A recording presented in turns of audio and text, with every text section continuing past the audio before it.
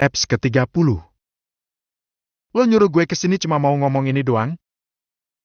Tanya Letta yang belum paham maksudnya. Santai Cakra menganggukkan kepala dengan mata yang tetap menatap wajah cantik istrinya. Kedua bahu Letta jadi melemah. Padahal ngomong pas di rumah kan juga bisa. Ngomong lewat chat juga bisa. Bibir Letta sedikit mengerucut. Ya udah, gue balik ke kelas.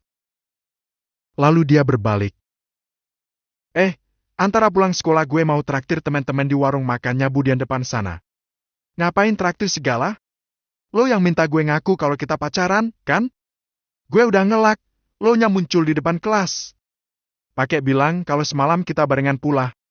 Lo diporotin. Tebak Cakra yang tentu saja sudah tahu kebiasaan anak-anak sekolah sini. Letta menggeleng. Enggak, bukan diporotin juga sih. Biar gue ngomong kah? Ih, apaan sih? Letta mencekal lengan Cakra yang udah mau pergi. Lo mau ngomong apa ke teman-teman gue? Cakra jadi berhenti, menunduk menatap Letta yang masih memegangi lengannya. Ya biar mereka nggak gangguin Elo. Gue nggak digangguin kok. Cuma jajanin mereka aja.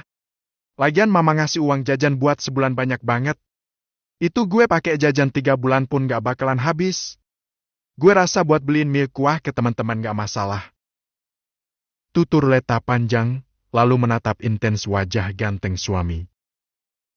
Gak apa kan, kalau gue antara jajanin mereka? Cuma mereka? Gak sama gue? Tanyanya, kayak nggak setuju. Kan semalam kita udah jajan bareng. Entar malam juga bisa jajan bareng lagi, kan?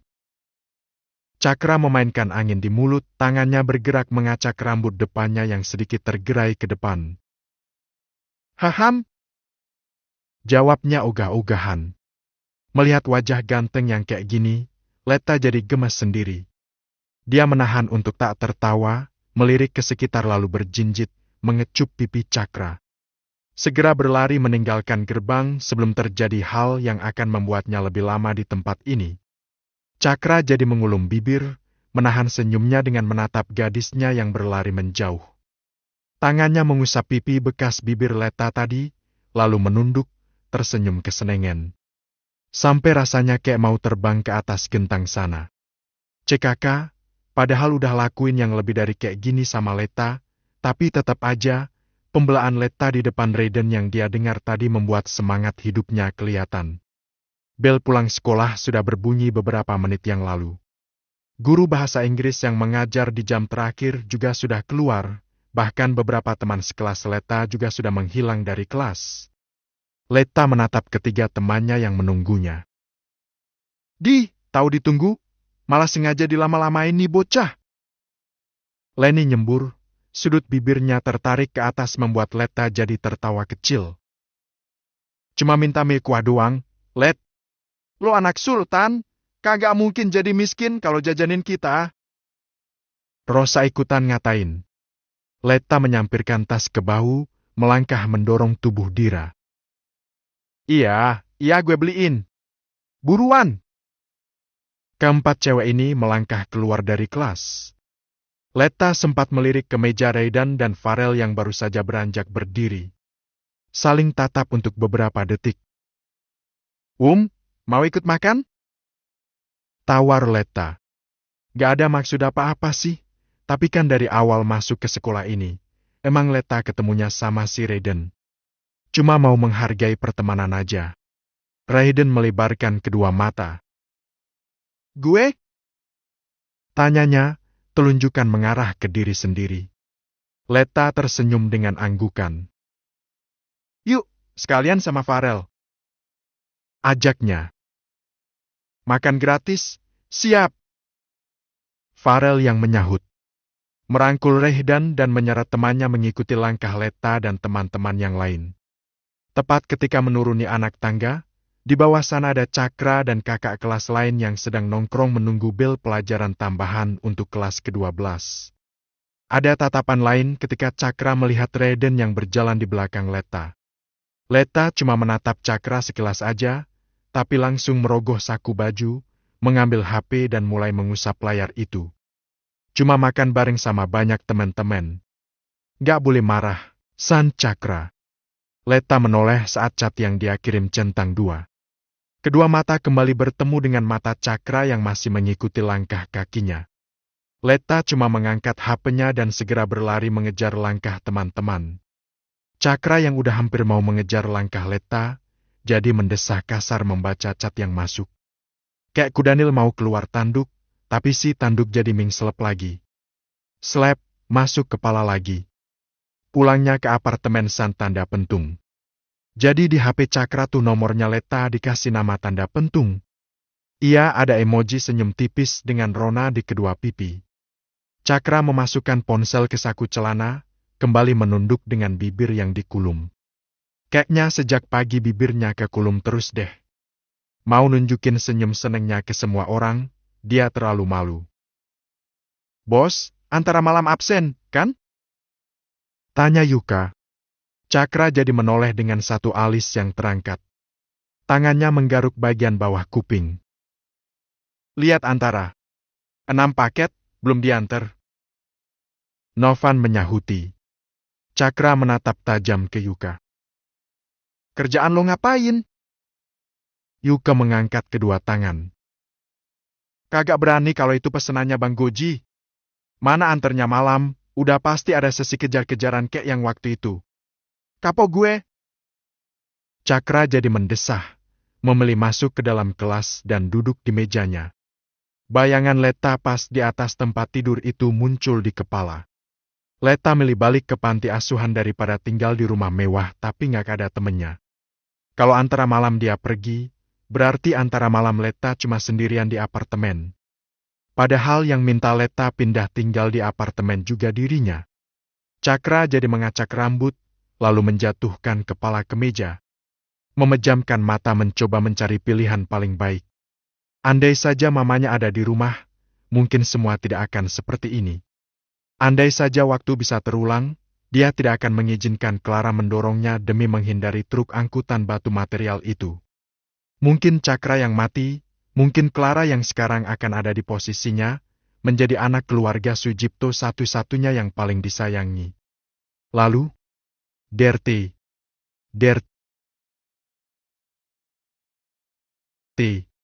Lamunan Cakra di masa lalu buyar saat getar ponsel di saku celana mengganggu. Dia merogoh saku, menarik ponsel yang terlihat jika ada cat yang masuk. Cakra, pulang sekolah lo mampir rumah ya? Cat dari nomor mesal membuatnya mengangkat kepala. Jarinya mulai menekan beberapa huruf di layar. Ada apa? Sand mesal. Nginep rumah gue. Gue kesepian cat balasan yang langsung masuk membuat kedua bahu Cakra melemah. Jadi anak orang kaya yang banyak duit, mungkin di mata sebagian orang adalah sebuah anugerah dan keberuntungan. Tetapi mereka cuma melihat dari sisi positifnya aja, tanpa melirik sisi negatif yang Cakra rasakan. Bahkan Letta yang belum ada setengah tahun saja, nggak betah dan memilih kembali ke panti asuhan. Derti. Cakra belum balas cat dari mesal, tapi ada cat lain yang kembali masuk ke ponselnya. 2 cat yang masuknya barengan. 6 barang, bos. Bang Goji udah kirim 500 juta. Sebuah gambar transferan uang senilai 200 juta dan 300 juta. Cakra memijat pelipis. Dia beneran jadi pusing mikirin semuanya. Jarinya menekan cat dari Letta yang belum dibaca.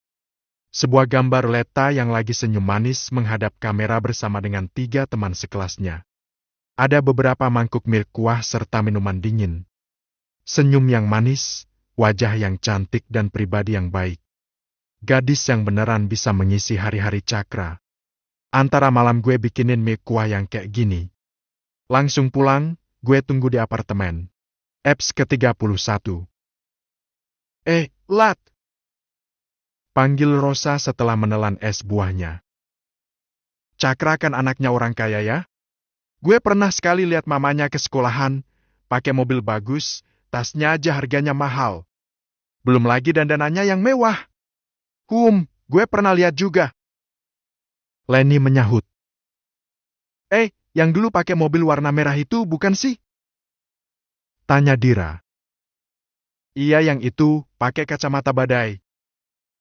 Lenny membenarkan. Letta tetap aja santai, menikmati mie kuah rasa soto spesial pakai telur dan sayurannya. Nah, yang mau gue tanyakan. Rosa melanjutkan omongan awalnya tadi. Kenapa Cakra dari dulu nggak ganti motor? Dira mengangguk, searah sama pertanyaan Rosa. Gue juga heran deh, itu motornya Kak Cakra kayak motor rongsokan gitu. Bodinya udah baret-baret, kayak anak juragan telur samping rumah gue. Sama banget motornya juga KLX kayak gitu, tapi lebih kelihatan bagus sih, soalnya masih baru motornya. Setahu gue sih dulu motornya Cakra emang motor gede kayak punya Raiden. Farel ikut menimpali. Raiden menggelengkan kepala. Harganya mahalan punya Cakra. Beneran? Tanya Rosa, menatap Raiden serius. Kok gue belum pernah lihat ya? Tanyanya lagi setelah melihat anggukan dari Raiden. Pas kita masih SMP, Ros. Farel yang menjawab. Nyokap bokapnya Cakra bangkrut kali ya? Makanya Cakra ganti pakai motor itu. Lenny menebak. Raiden menggelengkan kepala. Kalau nggak salah sih, itu motor ada sejarahnya. Makanya Cakra pakai itu dan nggak lagi pakai motornya yang dulu. Sejarah apaan, Ray? Dira jadi menatap Raiden serius. Raiden terkekeh melihat wajah kepo teman-teman ceweknya.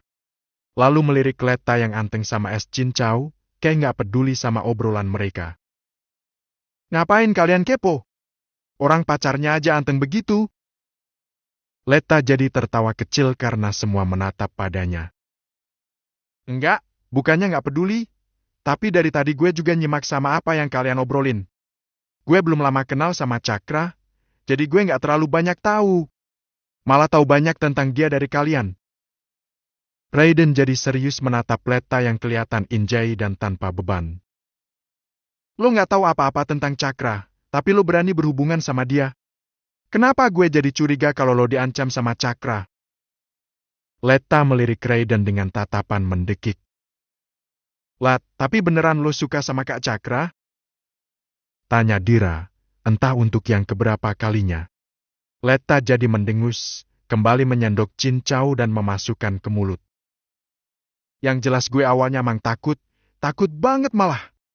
Tapi makin sering berinteraksi sama dia, gue jadi terbiasa. Kayak yang gue bilang tadi pagi, Lei. Ya, semua orang emang punya sisi buruk dan baik. Dan gak semua orang bisa lihat sisi baiknya orang buruk. Letta tersenyum lebar sampai nyengir. Lalu kembali menyendok cincaunya. Lenny jadi menyenggol lengan Letta. Dah bucin, Bu. Letta tertawa kecil. Masih biasa aja sih. Cuma, gue lagi memahami dia. Gue mau ngucapin makasih karena udah dijajanin, Lat, tapi sebenarnya dari hati gue yang paling dalam, gue malah prihatin tahu. Farel mengungkapkan isi hati. Prihatin gimana? Tanya Letta, nggak paham. Ya. Farel melirik Raiden yang menyenggol lengannya. Ingat kata Letta, walaupun kelakuan Cakra buruk, tapi tetap ada sisi baiknya. Raiden memperingati, lalu melirik ke arah Letta. Bener kan, Lat? Letta hanya mendengus saja. Dia tahu kalau Raiden marah, patah hati dan pasti kecewa. Cuma mang dia nggak bisa lihat Cakra yang selalu dipandang kayak hantu begitu. Kenyataannya dia bisa bersikap lembut dan manis kok. Letta masuk ke apartemen setelah men-scan kartu yang tadi pagi diberikan oleh Cakra. Menghidupkan lampu, lalu melangkah lebih masuk lagi ke dalam. Letta menaruh tas ke meja yang ada di samping lemari, melepas ikat pinggang dan menyimpan di tempat yang semestinya. Dia mengganti baju sebelum akhirnya menjatuhkan tubuh ke atas renjang. Pulang sekolah gini, biasanya dia akan ngumpul di aula dan mengajari adik-adik panti. Atau akan membantu Bu Sinta mengurus bayi dan balita lainnya. Sekarang semua udah berbeda. Dulu tuh ada rasa jenuh melihat pemandangan dan keadaan yang sumpek serta selalu berbagi apa saja. Tetapi setelah beberapa bulan gak pernah lagi seperti itu, ternyata dia merindukan rumahnya.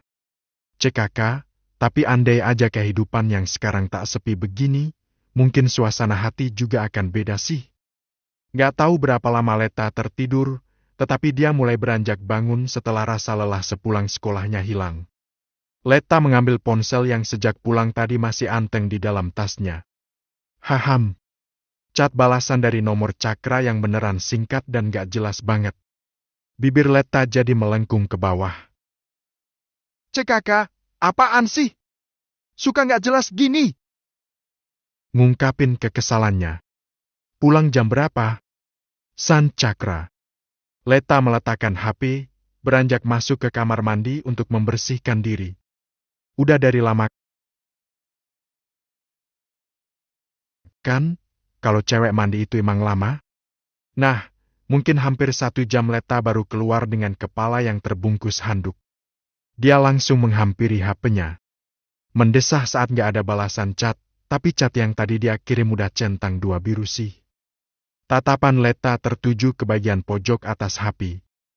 Pukul 4,3 PM. Berarti sebentar lagi Cakra pulang, karena pelajaran tambahan kelas 12 berakhir di jam 4:30. Leta melangkah keluar dari kamar, masuk ke dapur mencari mie instan yang tadi sempat dia janjikan ke Cakra.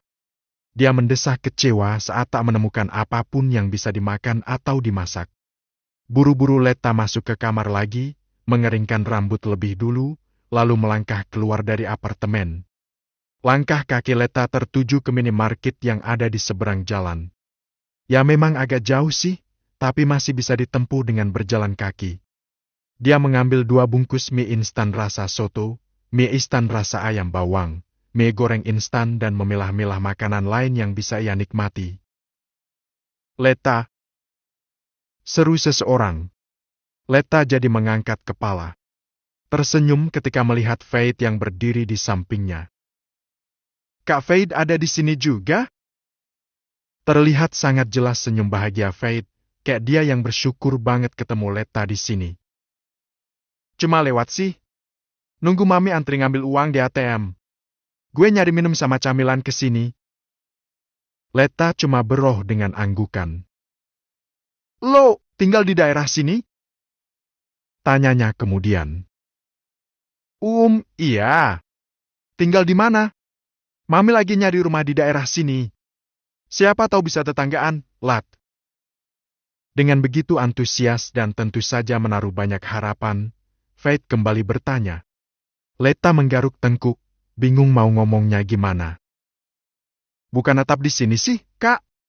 Di sini cuma kebetulan main aja. Kalau rumah Mama sama Papa ada di daerah ke-10 sana. Dirty. Leta membuka tas kecilnya, mengambil ponsel yang layarnya berkedip, menunjuk Jan jika ada panggilan yang masuk. Dia melirik ke arah Faith lebih dulu. Gue angkat telepon dulu ya. Izinnya, lalu menggeser tombol berwarna hijau saat melihat anggukan Faith. Halo? Sapanya. Lo di mana? Suara Cakra di seberang sana. Lo udah pulang? Bukannya jawab, tapi Leta malah gantian nanya. Haham, ini di minimarket beli mie instan. Gue balik sekarang. Leta menarik ponsel, mematikan panggilan dan kembali menatap Faith. Gue pamit duluan ya, Kak. Udah dicariin. Tulis nomor HP lo. Suruh Faith menyodorkan ponsel. Ragu, Leta menerima HP Faith. Nggak ngasih, antara dibilang sombong, pelit. Kalau ngasih, takut juga nanti Cakra malah ngata-ngatain Faith kayak Raiden semalam. Makasih. Ucap Faith saat menatap layar HP yang udah ada tulisan nomor. Leta cuma tersenyum, sedikit membungkuk dan melangkah pergi menuju kasir. Usai membayar Leta langsung keluar, berjalan sedikit lebih cepat. Berdiri di pinggir jalan untuk menyabrang, sempat melihat Faith yang memerhatikannya, berdiri di samping mobil yang terparkir di depan bank samping ATM. Begitu jalanan sepi, Leta berlari. Gak peduli tentang pemikiran Faith, dia sudah masuk ke area gedung apartemen yang menjadi tempat tinggal suaminya. Masuk apartemennya gak perlu ketuk pintu, karena dia udah bawa kartunya. Santai Letta menutup pintu dan lebih masuk ke dalam lagi. Langkahnya terhenti saat melihat seorang cewek yang duduk di sofa depan TV, tepat di samping suaminya. Bukan, ini bukan soal dia yang posesif, tetapi Letta kaget lihat penampilan si cewek yang cuma pakai tank top tipis. Bahkan separuh dadanya menyembul, kelihatan nyata banget. Eps ke-32, penjelasan. Lo beli apa? Tanya Cakra, memerhatikan sebelah tangan Letta yang menenteng pelatik. Letta meneguk ludah lebuh dulu, menarik nafas dalam lalu membuangnya dengan cukup cepat. Beli mie instan. Kebetulan banget gue lapar. Cewek cantik full makeup dengan rambut panjang yang dicat kuning kecoklatan ini menyahut. Cewek yang tak lain adalah Michelle, teman semasa kecil Cakra. Kedua mata Letta mendekik tak suka, dia meletakkan plastik itu di atas meja makan. Tanpa kata, Letta masuk ke kamar dan menutup pintunya. Dia duduk di tepi tempat tidur, menunduk, memejamkan mata menahan untuk tidak emosi. Ceklek. Suara pintu yang dibuka membuat Letta langsung menyerongkan duduk dan menatap ke lain arah. Sumpah, kata-kata dari teman-teman tentang Cakra yang buruk, Cakra yang main wanita dan udah pernah ngapa-ngapain itu berkeliaran di kepala. Kemarin-kemarin mencoba untuk menerima dan percaya kalau Cakra bakalan berubah. Tapi cuma lihat penampilan cewek yang tadi itu, ternyata udah bikin sakit hati. Nei! Panggil Cakra, berdiri di depan Letta. Letta sengaja tak menanggapi, dia tetap diam saja tak menatap Cakra sedikit pun. Lo kenapa? Tanyanya, sok polos. Melihat wajah kesal, wajah marah dan kelihatan banget kalau lagi cemburu, Cakra mengulas sedikit senyum. Dia membungkuk, mensejajarkan wajahnya dengan wajah Letta. Lo cemburu? Mendengar pertanyaan itu Letta jadi mengangkat wajah. Melirik Cakra tajam, menunjukkan jika dia memang marah. Gak menyahut, kembali Letta membuang muka dengan dada yang semakin bergemuruh. Makin kesel lihat Cakra yang beneran tersenyum, menikmati wajah cemburunya. Dia teman gue, mau kenalan sama bini gue. Boleh, kan? Kalimat berupa pertanyaan yang Cakra katakan membuat Letta kembali menatap wajah Cakra. Keningnya berlipat, dia nggak paham. Lalu berdecak dengan tangan menutup bibir Cakra yang hampir mengecup bibirnya. Cakra jadi mendudukkan diri di samping Letta, tangannya melingkar ke pundak, merangkul istrinya. Cakra! Gue lagi ngambek! Kesal Letta, mengangkat tangan Cakra, menyingkirkan dari pundaknya. Cakra beneran terkekek, santai banget dia mengecup pipi Letta. Nggak penanya, siapa yang di luar itu? Letta sengaja menghindar untuk tak menghadap ke Cakra. Nggak mau kena cium. Harusnya nggak perlu gue nanya, lo udah paham. Nggak tahu kenapa, tapi ini adalah pertama kalinya Cakra merasa bahagia dan penting kehadirannya.